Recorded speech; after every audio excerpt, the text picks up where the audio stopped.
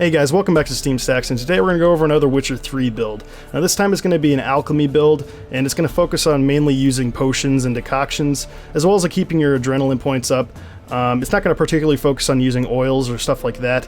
That would be another build in the future. So let's go ahead and get right into it. Now this build only uses 54 points available, so not that many. You can definitely get it through the first time playing this game and getting some different points of power and stuff like that.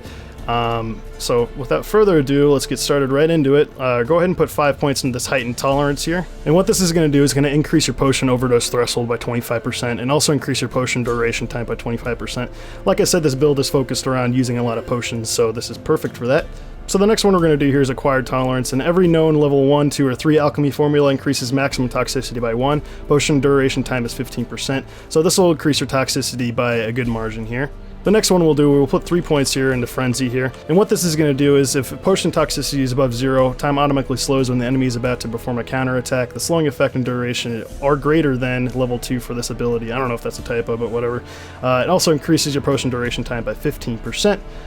So this is actually really handy in combats, because when an enemy is about to perform a counterattack, obviously time slows and it will make it easier to perform a counterattack. So just like it says. So next we're going to go ahead and put 5 points into this refreshment here. And what this will do is each potion dose imbibed, which is another word for drinked, and heals 25% of maximum vitality and also increases your potion duration time by another 25%. So any potion that you use actually heals you, so it's really useful if you're using other potions other than Swallow, just to give you that extra kick of health there, so that's really useful. And the next ability we're going to put 5 points into is Tissue Transmutation, and what this does is when consumed, mutagen decoction increases maximum vitality by 1,000 for decoction's effective duration, and also increases potion duration time by 25%. So like I said, we'll be using decoctions in this build, and this will increase your maximum vitality by 1,000. So if you can see right now, 1,000 is actually a fifth of my health, so that actually comes in handy with whatever decoction that we end up using in a fight. The next ability we're going to go ahead and put 5 points into is Endure Pain, and what this does is increases maximum vitality by 50% when potion toxicity exceeds safe threshold, and increases potion duration time by another 25%. So once you max out your toxicity, it'll increase your maximum vitality by another 50%. So as you can see, we're probably not going to have any trouble staying alive with this build. That's what I actually really like about this build. So moving on, we're going to put another 3 points in Delayed Recovery here. So potion effects don't wear off until potion toxicity falls to 70% of the maximum level and increases potion duration time by another 50%. So what this means is pretty much if you're in the 70% to 100% range of your toxicity, your potion effects will not start to decay, so your potions are going to be lasting a long time with this build. Put another 5 points into Synergy here, and this ability increases the mutagen placed in the mutagen slot by 50% and potion duration time by 25%. So this is another favorite ability that I also had in my Alchemy and Combat build. This will increase all of your mutagens by 50% and it'll give you the extra bump when you place your mutagens in the slot here. Put another 5 points here into Side Effects, and what this does is drinking a potion gives a 100% chance of activating the effects of another randomly selected potion without the additional toxicity cost, and increases potion duration time by 25%. Now this can be actually good or bad. For example, if you're fighting and it activates Cat, let's say, it could get kind of annoying, but however, let's say you use Swallow and it activates Thunderbolt, it'll pretty much activate it for free, so this is actually a great addition to this build here. So the next ability you're going to put 5 points into is Hunter Instinct. And this was also in my Alchemy and Combat build, and when adrenaline points are at the maximum, critical hit damage against the target enemy is increased by 100% and increases potion duration time by another 25%. So when your adrenaline points are at the max, the critical hit damage against the targeted enemy type is increased by 100%. I don't really need to explain why that's important.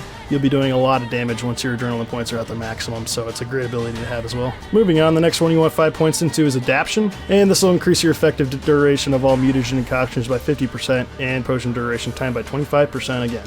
So once again, it's really important if you're using a lot of decoctions, it'll increase it by 50%. Obviously, that's great. And finally, the last one you're going to put 5 points into is Killing Spree. And what this is going to do, if potion toxicity above 0, which it should always be in combat using this build, each opponent killed increases the chance by critical hit by another 50% and increases the potion duration time by 25%. So like I said, this build is going to be using a lot of potions, so this should have no problem keeping your toxicity above 0, especially with a bunch of duration extensions and stuff like that. Alright, next make sure you slot all these with greater green mutagens, and that'll bump your vitality up 3600. And as you can see, that definitely helps me out on my vitality here. And the synergy ability definitely improves this effect that the mutagens have on the slots here. So this is definitely important to have, and we shouldn't have any problems with health. So with this all done, let's go ahead and test this build out. Okay, so here we have some unlucky Endrigas, but before we get into the fight, I want to go ahead and tell you guys that you probably want to be using the cat armor for this build, since you shouldn't have any problem keeping your health up. The extra attack boost is nice that the cat armor offers. Also, you want to go ahead and put the Superior Thunderbolt on, and this other potion is optional. I'm going to keep it on Swallow, but if you're not having problems keeping your health up and staying alive, you can go ahead and switch it out with something else. So getting right into it, before you go into a fight, you want to go ahead and pop your Superior Thunderbolt, and right away you can tell it popped another potion, Marabar Forest. I'm not exactly sure what that does, but whatever, it's a free potion, doesn't affect anything, it doesn't cost anything. So getting right into it, you can see that this build doesn't do the most damage out of some of the other builds I've done, but it definitely keeps you alive the best. It's definitely the best survivability build out there. If you're having problems staying alive, I would definitely suggest this build. This is also a great Death March build if you're having issues with the combat on Death March. So there you guys have it. Let me know what you guys think of this build in the comments below, and I'll see you guys in the next Witcher video. Peace!